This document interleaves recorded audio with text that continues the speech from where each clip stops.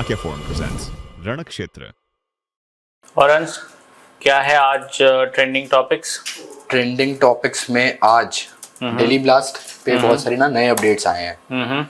सो उसको लेके एक बार हम डिस्कस कर लेते हैं और उसके बाद मैंने एमआर के लिए कुछ रेडी किया है। सो मैं एक बार वो बताता हूँ आपको कि मैंने क्या क्या न्यूज़ निकाली है मेजरली राइट के लिए। ठीक है, बताओ एमआर के लिए क्या क्या बना है। सो एक न्यूज़ है कि जो हमारे इंडियन नेवी के वाइस चीफ हैं, ठीक है, वाइस एडमिरल संजय वात्स्यायन जी। सो उन्होंने स्टेटमेंट दिया है कि जो चाइना है, चाइना और पाकिस्तान के बीच में एग्रीमेंट हुआ है जिसके तहत चाइना पाकिस्तान को 8 सबमरीन्स प्रोवाइड करेगा जिसकी वर्थ है अराउंड $5 बिलियन। ठीक है।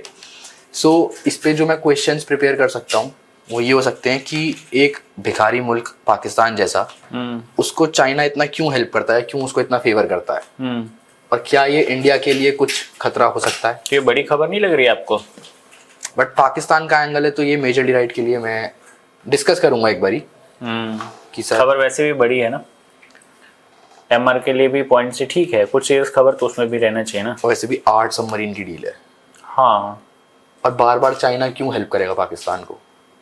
सी पैक में इतना इन्वेस्ट किया, जब कुछ रिटर्न ही नहीं आ रहा वहां से तो इतनी इन्वेस्टमेंट क्यों? पॉइंट। उसके अलावा और क्या चूज किया एमआर के लिए? और बताता हूँ, पाकिस्तान अफगानिस्तान का ऑलरेडी क्लैश चल रहा है, ठीक है। अब इस क्लैश में नया अपडेट क्या है, पाकिस्तान ने अफगानिस्तान वाले बॉर्डर पे 23 ख्वारिज जैसे बोलते हैं ना, मतलब टीटीपी के, उनको मारा है। ये क्लेम कर रही है पाकिस्तानी फोर्सेस कि उन्होंने ऑपरेशन किया जिसमें उन्होंने 23 बंदों को मारा। और इसका उन्होंने रीजन दिया है कि जो इस्लामाबाद में ब्लास्ट हुआ था ये लोग उसमें शामिल थे, इस तहत हम इनके खिलाफ एक्शन ले रहे हैं।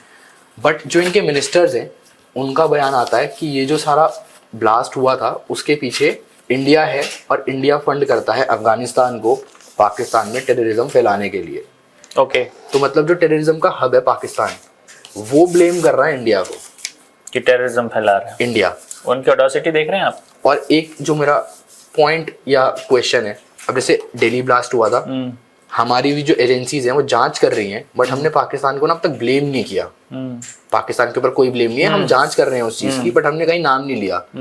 और दूसरी तरफ पे जो पाकिस्तान के मिनिस्टर्स हैं, ये इस्लामाबाद जो ब्लास्ट हुआ था उसके नेक्स्ट डे से और सेम डे से इन्होंने इंडिया पे ब्लेम डालना स्टार्ट कर दिया था। तो ये एक मैं डिस्कस कर सकता हूँ सर के साथ।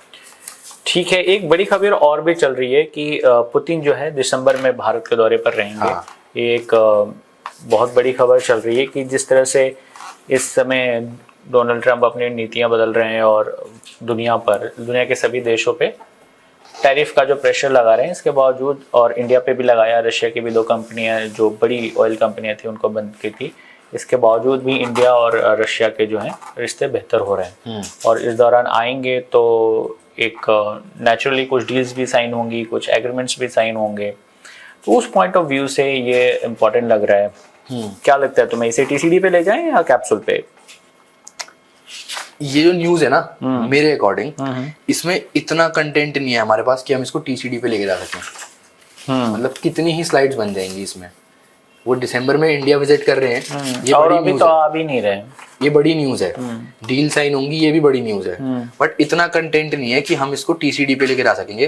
तो मेरे हिसाब से इसको कैप्सूल पे लेके जाते हैं, वो अच्छा शूट हो जाएगा, अच्छा कंटेंट उसमें अपने को मिल जाएगा। और इंस्टा के लिए क्या सोचा है? इंस्टा के लिए कुछ स्टोरीज हैं ट्रम्प से रिलेटेड, हम देख रहे थे इसमें। तो वो मागा वाली उसकी कहानी ठीक नहीं रहेगी? मागा वाली हम डिस्कस कर सकते हैं एक बारी।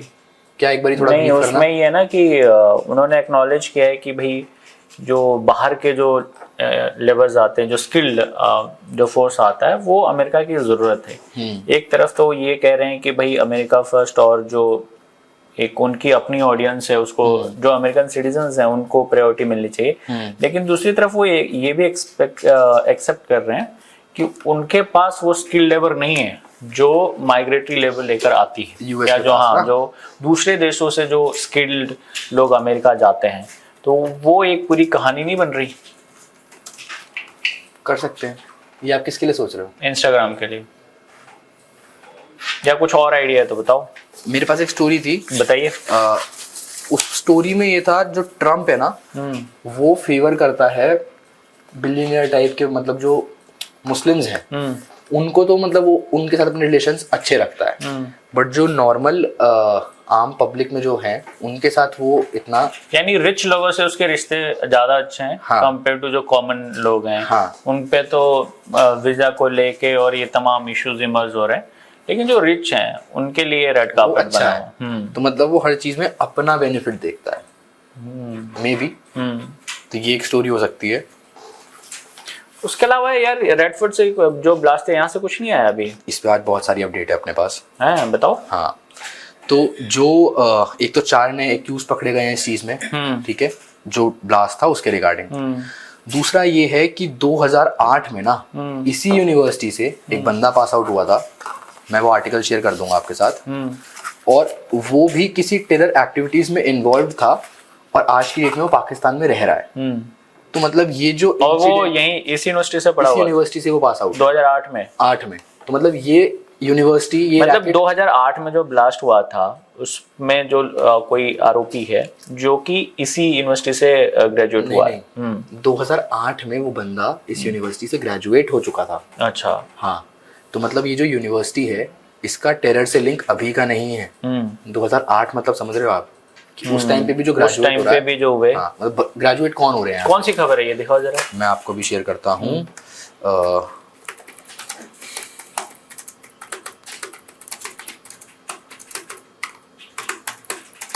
एक सेकेंड बस। टाइम्स ऑफ इंडिया ने भी कवर करा है, नॉट अ फर्स्ट टाइमर करके। एक मिनट रुको। Another Al Falah university graduate Mirza Shadab Baig wanted in 2008 serial blast. नहीं, बल्कि मेरे ख्याल से आप सही कह रहे थे इस चीज में। ये 2008 की जो सीरियल ब्लास्ट है ना उसमें एक्यूज्ड है, वांटेड है उसमें ये, और आज की डेट में पाकिस्तान में रह रहा है, और ये अल फलाह यूनिवर्सिटी से ग्रेजुएटेड है। मतलब उस समय, हाँ, उस समय से भी इस यूनिवर्सिटी पे, लेकिन फिर भी यूनिवर्सिटी अभी तक रन कर रही है। हाँ, यूनिवर्सिटी भी रन कर रही है, और मतलब कितने पुराने लिंक है इसके उसके साथ। एक तो ये अपडेट हो गया इस न्यूज पे, ओके, ठीक है। और एक अपडेट है कि इस यूनिवर्सिटी में ये सब होने के बाद भी लास्ट ईयर आई गेस बहुत अच्छे तरीके से एडमिशंस हुए, मतलब बहुत बड़े वॉल्यूम में। टेरर लिंक्स आने के बाद भी जो है एडमिशन हुए हैं। हाँ, मतलब बंदे MBBS करने आ रहे हैं वहाँ से, BCom करने आ रहे हैं वहाँ पे पढ़ने के लिए, और फीस कोई हल्की नहीं है। इसमें मैं चेक कर रहा था, जो इसकी MBBS की 1 ईयर की फीस थी अराउंड 16 लाख कुछ थी वो। तो ये भी एक पॉइंट है। ये भी तो हुआ है ना कि कुछ जो गिरफ्तार हुए थे उनको NIA के कस्टडी में दिया गया है, रखा है। और एक ब्लास्ट, एक न्यूज और थी, जो उमर था ना, जो दिल्ली कार ब्लास्ट में एक्यूज था मेन, तो उसका Umar met Syria terror operatives in Turkey in 2022। 2022 में टर्की में जो टेरर ऑपरेटिव्स थे उनसे मिला था। 2022 में 22 में टर्की। तो ये मेरे हिसाब से TCD के लिए आज हमें, तो TCD के लिए कितना अपने सजेस्ट करें? एक अल फलाह यूनिवर्सिटी से जो 2008 के ग्रेजुएट हुआ, जो बम ब्लास्ट से एक्यूज्ड है, उससे लिंक।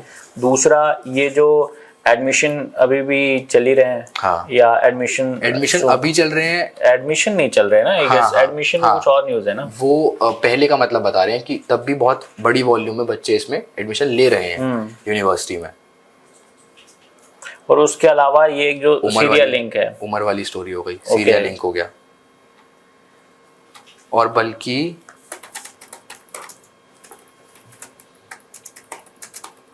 आपको मैं और एक न्यूज देता हूं, बताइए। अल फलाह यूनिवर्सिटी जो है, फाउंडर जो है इनका ना, उसने 415 करोड़ रुपीस जो है घपला किया है स्टूडेंट्स के थ्रू, उसने मतलब एडमिशन और इन सब के थ्रू उसने 415 करोड़ रुपए का उसका गमन है। हाँ, तो ये एक पॉइंट बन सकता है इसमें। आपको क्या लगता है? नहीं यार, 4-5 पॉइंट तो बहुत अच्छे हैं, अल फलाह यूनिवर्सिटी वाला और ये भी। एक पॉइंट और है इसमें, बताइए।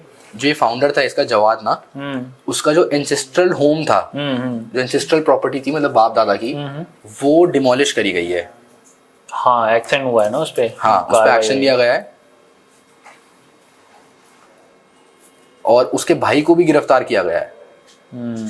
तो ये कुछ अच्छे अच्छे पॉइंट्स हैं हमारे पास जो रेडफोर्ड ब्लास्ट से आई हैं खबरें उससे ना। हाँ। मतलब इस पे प्रॉपर ओके, तो हमारे पास इंस्टा की स्टोरी जो है वो है मागा वाली। हाँ। ठीक है, हम मागा वाले को इंस्टा के लिए ले जाएंगे। फेसबुक के लिए which one we have choose? Russia ना, वो और नहीं, वो तो नहीं कैप्सूल के लिए, वो तो कैप्सूल के लिए। फेसबुक के लिए मैं देख लूंगा अभी एक बारी। फेसबुक के लिए एक ढूंढने की जरूरत है, थोड़ी स्टोरी बेस हो, you know, story telling type की हो। तो एक तो इंस्टा के लिए अपना हमने चूज किया मागा वाली स्टोरी, ठीक है। उसके बाद कैप्सूल के लिए रशिया वाली, पुतिन विजिटिंग इंडिया ना, पुतिन विजिटिंग इंडिया।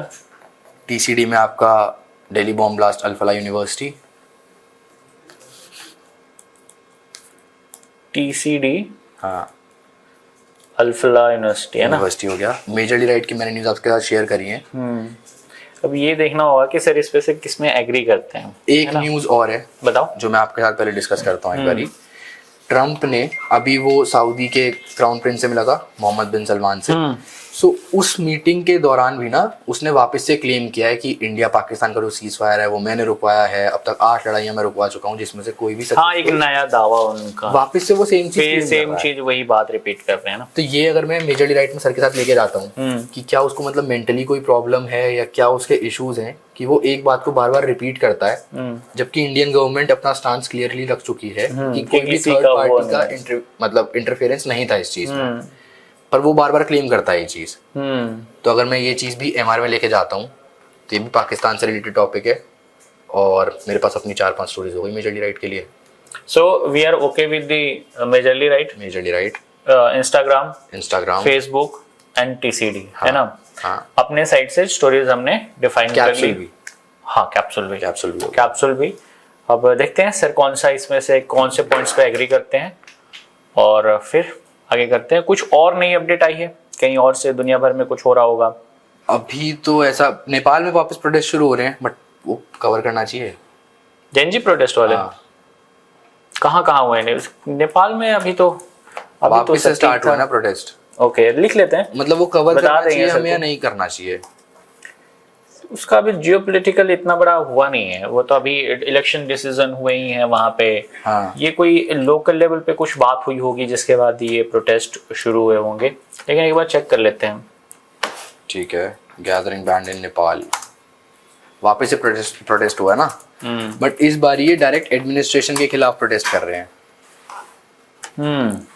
तो ये अगर आपको मतलब लगता है कि ये न्यूज़ हम लेकर आ सकते हैं तो पिच करके देख लेंगे एक बार, पिच करके देख लेंगे, हाँ, पे रख के देख लेंगे, और सर को बताएंगे कि सर ये एक नई चीज हो रही है।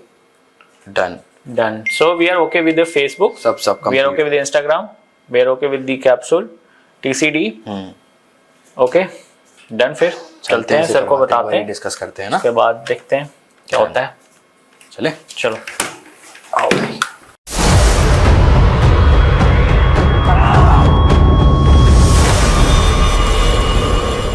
Chanakya Forum presents रणक्षेत्र।